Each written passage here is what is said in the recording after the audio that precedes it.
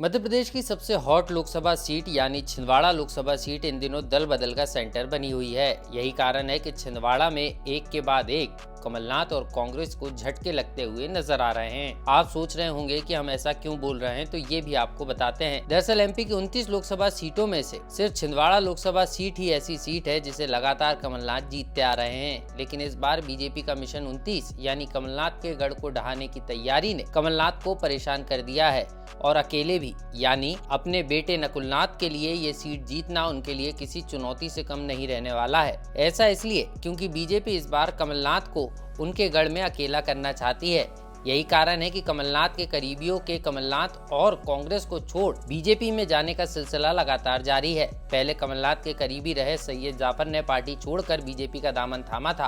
फिर कमलनाथ के करीबी दीपक सक्सेना के बेटे और अब छिंदवाड़ा की अमरवाड़ा सीट से विधायक कमलेश शाह ने भी कमलनाथ का हाथ छोड़ बीजेपी ज्वाइन कर ली है।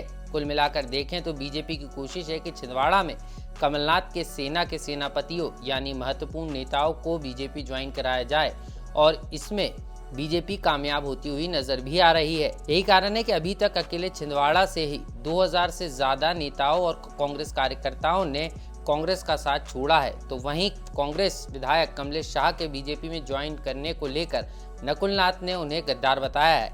क्या कहा नकुलनाथ ने, आप भी सुनिए। आपके पूर्व विधायक पूर्व होंगे जल्दी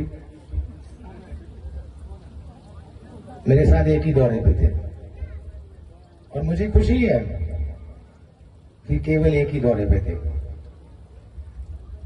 और वो आखिरी दौरा था। वैसे तो आदिवासी लोग भोले भाले होते हैं, सरल स्वभाव के होते हैं, दुश्मनी एक दूसरे से नहीं रखते, गद्दार नहीं होते, बिकाऊ नहीं होते। लेकिन आप ही के चुने